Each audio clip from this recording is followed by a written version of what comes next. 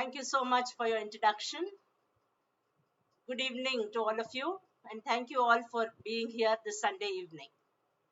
I congratulate the organizers at ICROIRT for arranging this important conference in these difficult times. When one is invited as a chief guest for a valedictory session, it generally means that one is an afterthought, the last resort when no one else was willing to give up their weekend. But when expectations are not high, it is easier to exceed them, and that is the silver lining of my Sunday clouds. I am not going to give you a few conformist closing remarks. I will instead try, albeit briefly, to give meaning this weekend for this time that all of you have willingly sacrificed for participating, presenting, and listening in this conference. I will address just one question.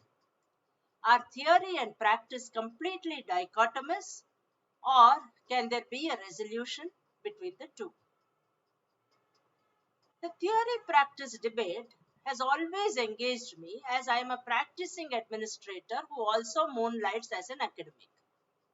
When Immanuel Kant wrote, "That may be correct in theory, but it is of no use in practice," he unleashed a debate that has reigned for 3 centuries. Over the years, the theory-practice debate has become marked in fields like sociology, management, organization theory, and public policy. These areas involve groups of people who, unlike doctors, engineers, or scientists, do not rely on technical knowledge for their expertise. These people are practitioners, people who can be counted on to do their job but not necessarily to define it. A number of reasons lie behind the antipathy between theory and practice in the practitioner-based fields. Let me highlight a few. First, theory cannot capture complexity. Practitioners criticize academics as living in ivory towers, being out of touch with the real world. Second, practitioners are heterogeneous. They come in many levels and flavors. Even if a theory deals with a specific issue, policy, or program, its audience is varied. It cannot cater to all. Third, normative differences complicate any translation between scholarship and action. Theory is concerned with what ought to be and ignores the process and politics of implementation. Fourth, a frequent complaint is that theory does not fit local reality. Third world scholars largely refer to foreign sources of information and guidance, while practitioners take counsel in the local managerial staff and their own experience. Finally, a theoretical education produces merely better theorists, not better actors or managers. To know about leadership does not make one an effective or responsible leader. Rather, skills and sensibilities in applying these skills are needed. Theorists have their complaints too. Academics describe practitioners as too concerned with nuts and bolts, unable to see the big picture. They contend that to expect quick, practical, and useful answers in complex contexts is unrealistic and unfair. Yet, despite the theory-practice dichotomy being so obvious and self-evident, I would still assert the difference between theory and practice in theory is much more than the difference between theory and practice in practice. Now, why do I say this? Today, there is globalization of knowledge and practice. The old mode of ad hoc situational problem solving no longer holds good, and drawing patterns and lessons from experiences elsewhere is becoming an imperative. Hence, practitioners increasingly have to rely on the knowledge of global practices that scholarship reveals to them.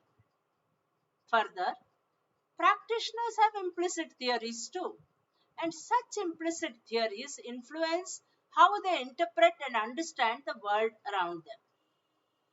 Practitioner theories may be derived from personal experience, informally acquired from colleagues, or learned in private study or formal education and training. For instance, the civil service across the world sees itself as neutral, apolitical, able to tell truth to power. So, a practitioner theory may not be very different from a published theory, but it is tuned to the context by the personal experience of the practitioner. As we look at theory in professional disciplines, the bridging of the gap between theory and practice becomes a possibility. In professional education and action, the clear, hard lines between theory and practice become blurred. Knowledge from several disciplines is of potential relevance in fields like management and public policy. These use theories from a range of formal disciplines, appropriating and resituating them to their own professional contexts. Therefore, as Judith Engelhardt argues, theory and practice are just two halves of a whole. She rejects the idea that theory is irrelevant to day-to-day practice. The assumption that practice does not need theory is tantamount to setting sail in a ship without first possessing the knowledge of navigation. Practitioners who assume that practice can be effective without the parameters set by theory find themselves simply reacting to whatever the day brings. In the civil service, we call it firefighting. Conversely, assuming that theory does not need practice is comparable to setting a course without the ship itself, confident that the course is right for any ship, regardless of its cargo, crew, or ownership. Without practice, where is the ability to field test? What is there to examine or measure without practice? Theory and practice are thus interdependent. So, it is time for theorists and practitioners to kiss and make up. Practitioners and theorists must realize that they are married to each other and have been for quite some time. Even if this marriage is not comfortable, it is necessary, and neither divorce nor separation are possible. This provides us with an alternative starting point to explore the nature of the theory-practice resolution. Let us, for instance, take the example of the Fabian thinkers Sidney and Beatrice Webb. Their classic studies of local government and poor law administration in England combined rigorous research with practical reform. The world is now going their way, and so should we. But for this marriage to work, we need to understand theory in a much wider sense than hitherto. Any interdisciplinary activity embodies a complex network of historical, social, physiological, psychological, political, economic, philosophical, and intellectual factors.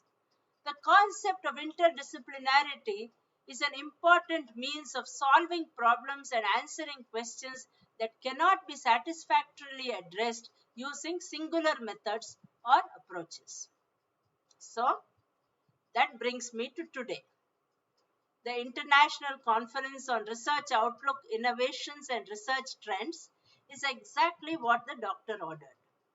Not only has it attempted to bridge the theory-practice divide, but it has also brought in a cross-disciplinary understanding of practical problems. I congratulate all of you, organizers, participants, speakers, presenters, and guests for being with IJA SRW in the last 2 days. Yours indeed was a weekend well spent. Thank you all and have a great evening. Thank you.